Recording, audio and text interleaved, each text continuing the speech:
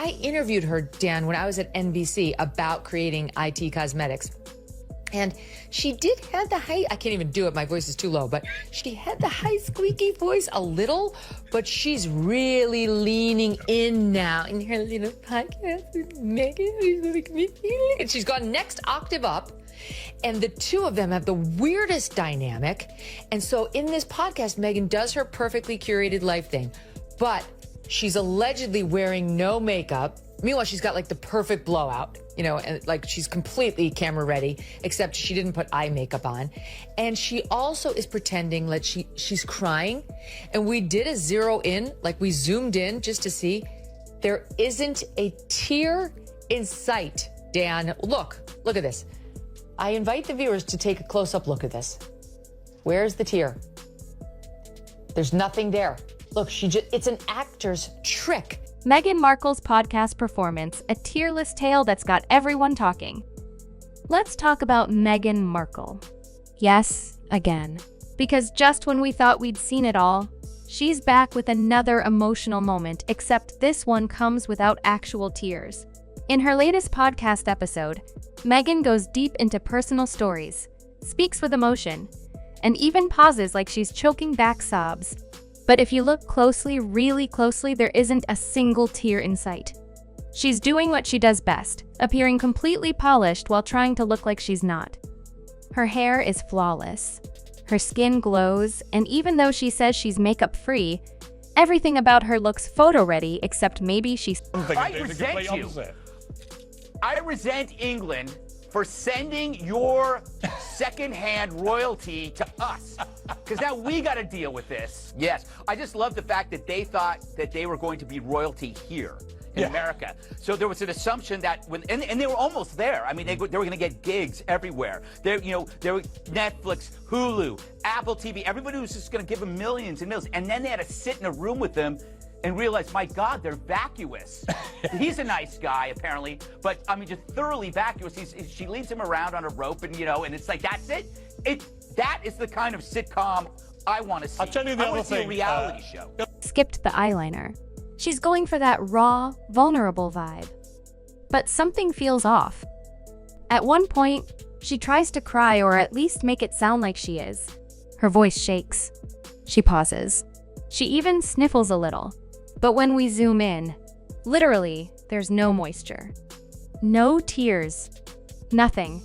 It's the kind of crying that happens more in the throat than in the face. Like, emotionally crying but physically. Bone dry. Cue the critics.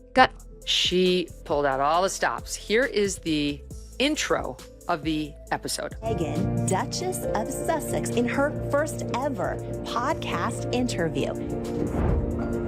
It's happening! It's not about the grandeur of a gesture. It's about I see you. I'm nurturing you and I see you so deeply, and I love being able to see your growth. Of all things, it's making me emotional. I have full body chills right now. For them to be able to look back and go, oh my gosh, she has loved us so much. Why don't you like her? Let me count the ways. There's nothing I like about her. She is a malignant narcissist who cannot get enough of herself while she simultaneously plays the victim.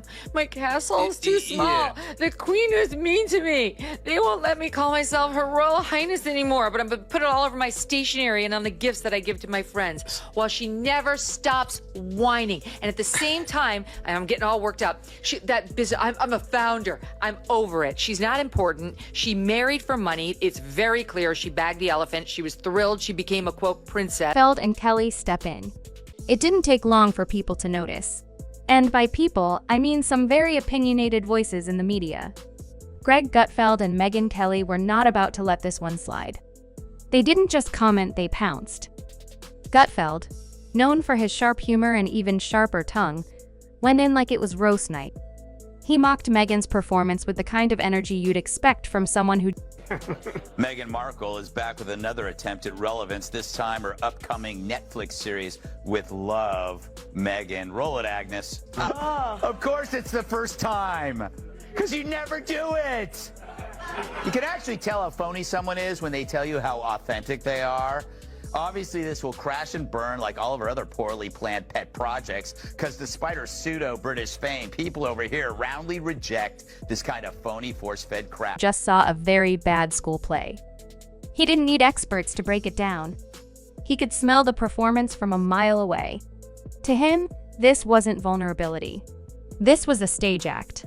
He compared it to an Instagram influencer faking a perfect vacation, only this time it was a duchess faking a meltdown. And he did it with his usual mix of...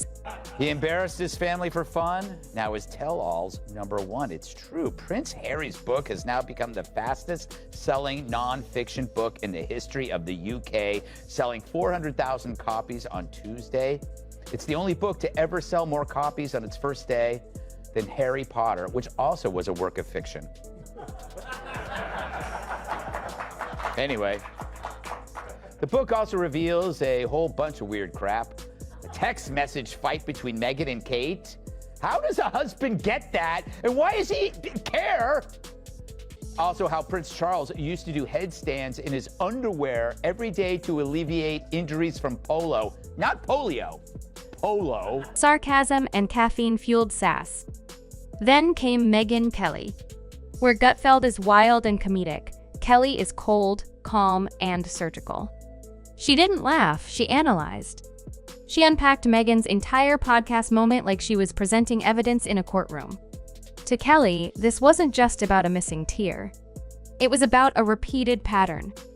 According to her, every time Meghan faces criticism or drops in public favor, out comes a fresh emotional tale.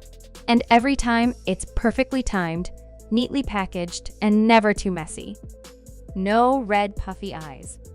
No raw... She gave an interview to People magazine. She says she loves building this safe haven and show with her daughter.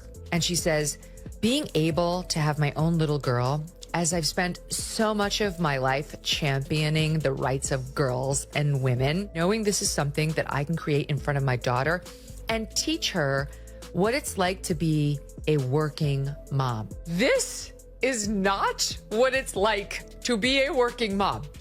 What it's like to be a working mom is to come downstairs with no makeup on, you're barely out of your pajamas, and you're like, did you eat? Let's go. You're late. Get your backpack. Come on. If you do this again, I'm not bringing it to you at school. Let's go. Good. Right. Grab anything. Doesn't matter what the sugar content is. This is such a farce. Unfiltered moments. Just curated sadness in a glossy studio. A perfectly packaged breakdown. That's what really caught people's attention, how perfect everything was. Meghan's voice trembled at just the right times. Her pauses were theatrical. Her words carefully chosen.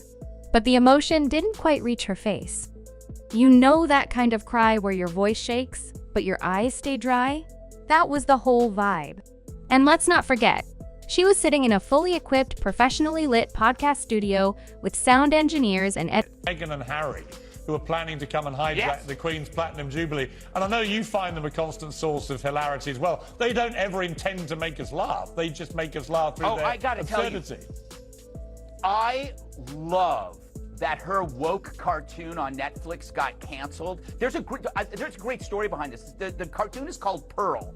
It's about a coming of age, right? Which is a code word for nauseating, self-involved tripe. So what happened is, this is my favorite part. So it's like a young girl's rise in social justice, and you know who Meghan's cartoon is inspired by? Meghan. She made the cartoon. It's inspired by her, which is amazing. But that tells you everything.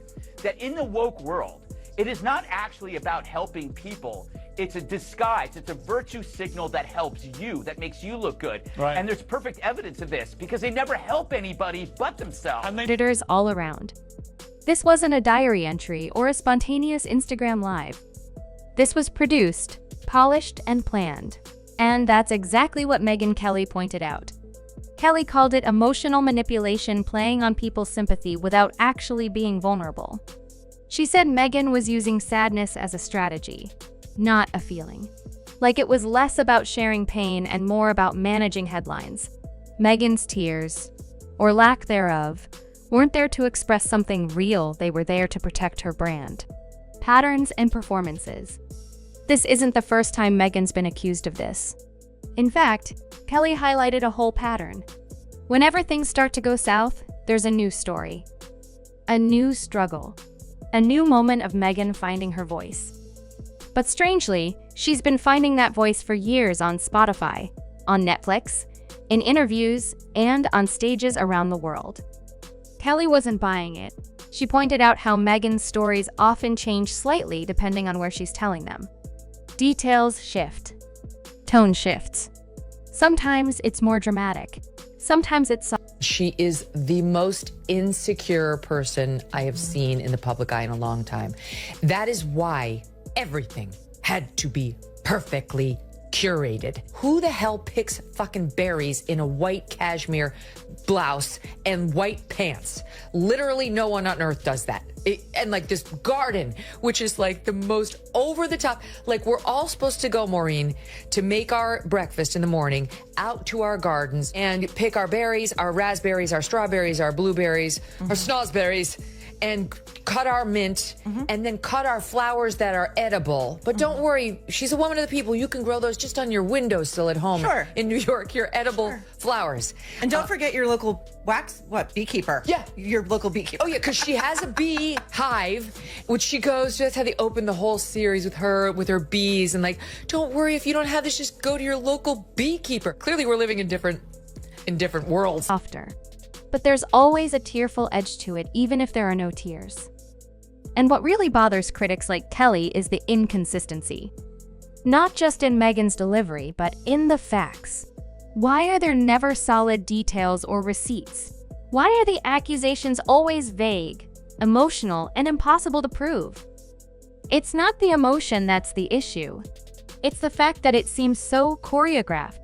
It's emotional storytelling designed to sell a certain image, and once you start seeing the formula, it's hard to unsee it. When emotion becomes the product. In the age of content, everything can be packaged, especially feelings. Meghan has built a brand around vulnerability, but critics argue that her version of vulnerability always looks too good to be real. No smeared mascara, no red nose. Just soft lighting, gentle music, and a perfect blowout. It's sadness filtered through a publicist. Grief with a guest list. That his heart is even more beautiful. I love that your eyes are sparkling right now. Oh. Oh my God. Dan, I threw up in my mouth. Yes. Yes. Dan, when you do interviews on your show, do you do the Jamie Kern Lima reactions? Yes. Oh my God, there's something wrong with her. What? Wow, who communicates like that? She's the only thing saving Meghan Markle, because between the two, she's even weirder. But Meghan Markle, this is a tell. Okay, this is a tell. It's the same way on Valentine's Day. You see people post like, my rock, my life partner, the person who saved me. Guaranteed that guy is cheating on her and she knows it. Pain that's just messy enough to feel relatable, but not so messy that it can't be edited. And let's be real, people are starting to notice. The internet exploded after her latest podcast. Memes were everywhere. People zoomed in on her face, trying to find that elusive tear. Some joked that the reflection on her cheek was just a camera light. Others pointed out that the sniffle might have been someone coughing off mic. It was like the Zapruder film for podcast listeners. The more Meghan tried to look vulnerable, the more it seemed like she was performing.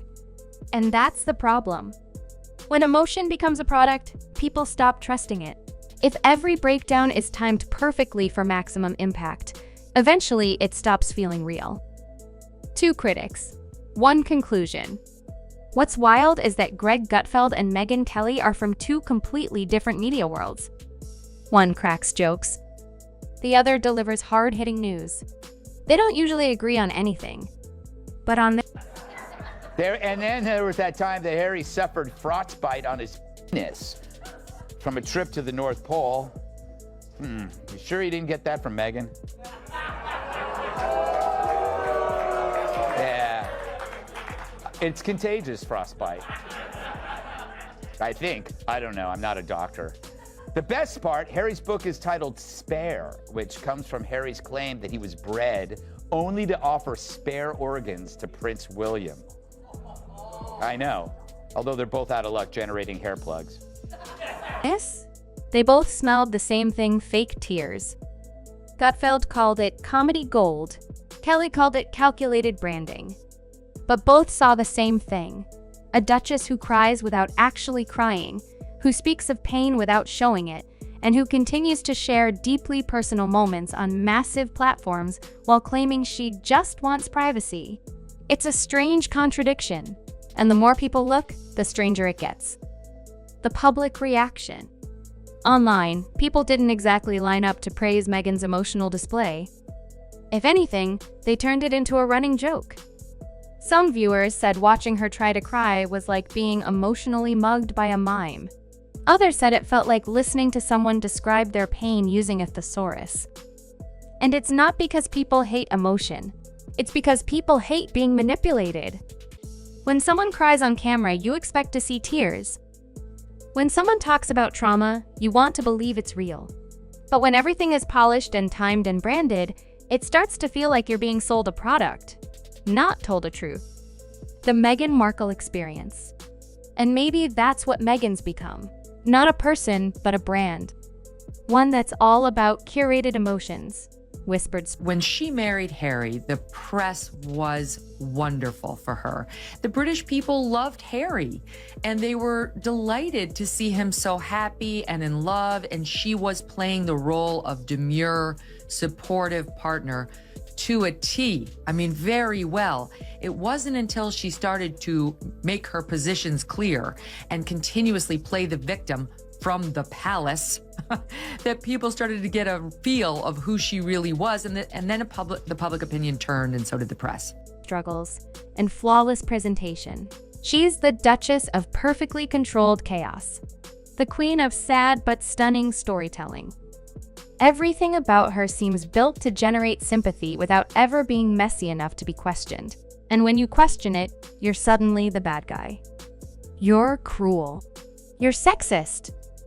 You're part of the problem. But here's the truth. If you want people to believe in your pain, you have to show it. Not just tell it. Not just act it. You have to let the mask slip. And that's the one thing Meghan doesn't seem willing to do. A performance without a curtain. At the end of the day, maybe Meghan isn't faking her emotions. Maybe she really feels everything she says. Maybe the tears are real, they just don't show. But when you build an entire platform around emotional storytelling, you have to be ready for people to examine it closely. And when two of the loudest voices in media, one funny, one fierce, both say something feels off, maybe it's time to stop and look at the performance from the audience's point of view. Meghan Markle's latest podcast wasn't just another episode. It was a moment. A moment where the line between truth and theater got blurry. A moment where even genuine emotions started to look like a script. And in today's world, where everyone's selling something, even your tears need to pass the authenticity test. Because no matter how... You couldn't avoid the promo for this summer if you turned on your television. Trying to get her back into people's minds so she can relaunch her career, maybe improve her likability factor. Well, it's not working. A new poll conducted by Newsweek shows that her popularity is down 8 points from June. She's underwater in her net approval rating. 33% of people reported their dislike for her. 31% said she was okay to them. I guess the rest don't have an opinion, but she's going in the wrong direction. Harry's liked by a few more, but they're still both disliked. And so you tell me whether it is possible at this point to rehabilitate Meghan Markle. How polished the production, no matter how perfectly delivered the speech, if the tears don't fall, the message doesn't land. And when the whole world is watching, zooming in, slowing it down, asking questions, you better believe they'll notice if the crying doesn't match the crying face. So maybe it's not about Meghan faking tears. Maybe it's about how she's turned pain into performance, and in doing so, lost the very thing she's always asking us to see: her truth.